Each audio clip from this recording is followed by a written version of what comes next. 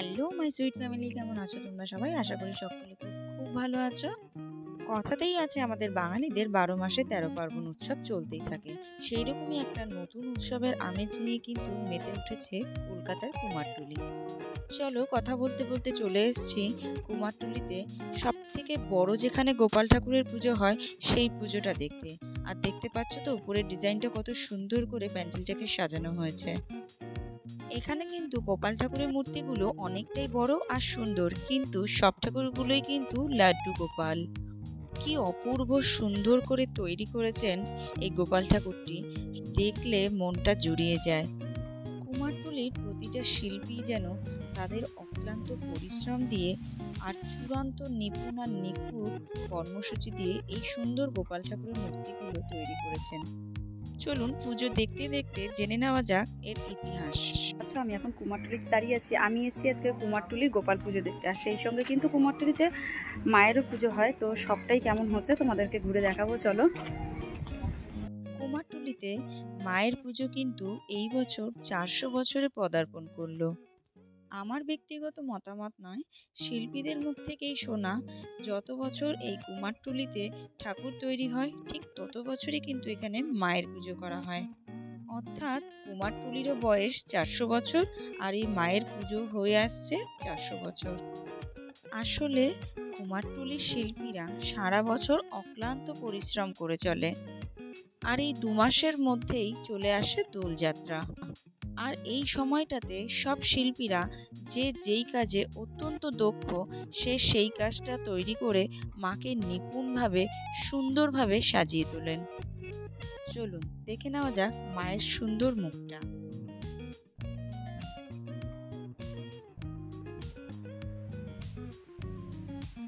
কুমারটুলিতে প্রতিটা শিল্পীর কাছে কিন্তু মা তাদের ঘরের মেয়ে। এই বছর মহা ধুমধামের সঙ্গে মায়ের পুজো কিন্তু ৪০০ বছরে পদার্পণ করলো। আর দেখো এখানে কিন্তু ভোগের আয়োজন করেছে গোবিন্দভোগ চালের খিচুড়ি, আলুর দম, লাবড়া, পায়েস, এত কিছুর আয়োজন করেছে সমস্ত ভক্তবৃন্দের জন্য। চলো সেখান থেকে বেরিয়ে এবার সামনের দিকে কিছুটা এগিয়ে এসে দেখতে পেলাম আর এক গোপু ভাইয়ের দেখা। কুমারটুলির মধ্যেই কিন্তু আমরা সবাই ছেলেদের আসর বলে এই পুজোটা হয়। বড় গোপাল ঠাকুরটা দেখে বেশি না ২-৩ মিনিট হেঁটে এগিয়ে আসলেই কিন্তু এই ঠাকুরটার দেখা পেয়ে যাবে।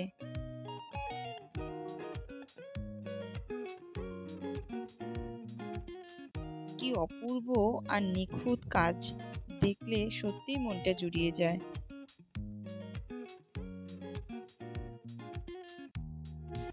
প্রায় সন্ধে নামছে, সেই জন্য সমস্ত আলোগুলো জ্বলে গেছে কুমারটুলিতে। আর এই যে এই ছোট্ট গোপালটাকে দেখো, এত অপূর্ব সুন্দর লাগছে, মনে হচ্ছে একটা ছোট্ট বাচ্চা ছেলে একটা মাখনের হাঁড়ি হাতে নিয়ে দাঁড়িয়ে আছে।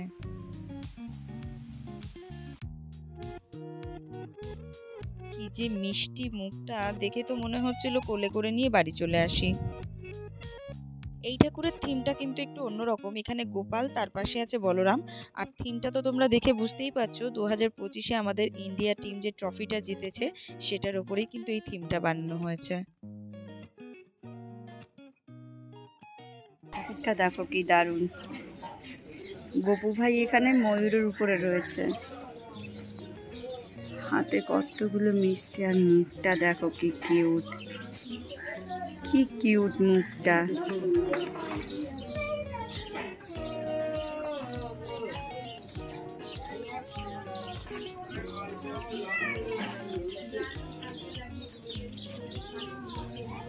দেখো এখানে কিন্তু কালী ঠাকুর আর ব্রহ্মা ঠাকুরের পুজো একসঙ্গে করা হয়। এই যে দেখতে পাচ্ছ মা কালীটা, মা কালীর পাশেই রয়েছে ব্রহ্মাদেব। ওখানে ব্রহ্মাদেবের পুজো আর মায়ের পুজো একসঙ্গে হয়। আর এখানে মায়ের এখানে যে ত্রিশূল, চাঁদমালা যেগুলো দেখতে পাচ্ছ, এগুলো সবটাই কিন্তু পিতলের। আর মায়ের সাজটা একবার দেখো, কি অপূর্ব সাজ।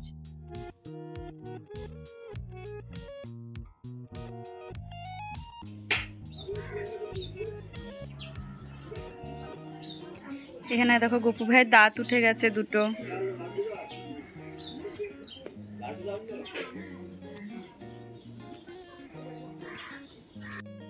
বাড়িতে 12 মাস পুজো হয় তো, আচ্ছা। আর এটা আমি পুজো করছি, ওর জন্য এটা দুটো পুজো।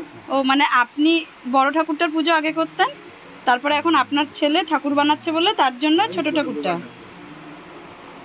তাই এই ঠাকুর পুজো করতে আমি ছোটবেলা থেকে 60 বছর বয়স পুজো।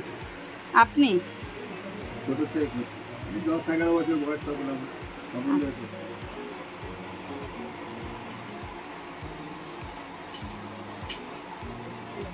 এই বেশি তাকাস না, বিয়ে দিয়ে দেবো, কেন্দে মরে যাবি। আমি বলছি না, কেন বললাম থিমটা দেখলেই বুঝতে পারবে। কি ঠিক বললাম তো?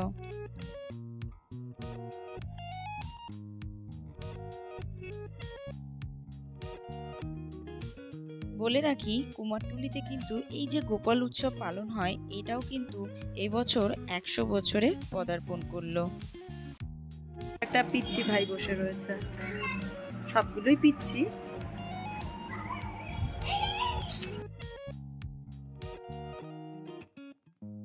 আসলে কুমারটুলির যারা শিল্পী আছেন ওনারা তো পারে না 12 মাস আমাদের মতন দুর্গাপুজো, কালী পুজো, জগদ্ধাত্রী পুজো, আরও যতগুলো পুজো হয়, ওনারা তো পারেন না আমাদের মতন সবসময় বাইরে বেরিয়ে গিয়ে সেই ঠাকুর দেখা বা সেই আনন্দটা উপভোগ করতে।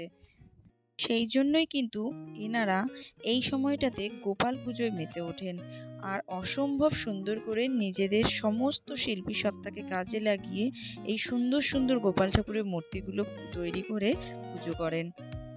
সত্যি সহস্র কোটি কর্নিশ জানাই ওনাদের এই শিল্পী সত্তাকে।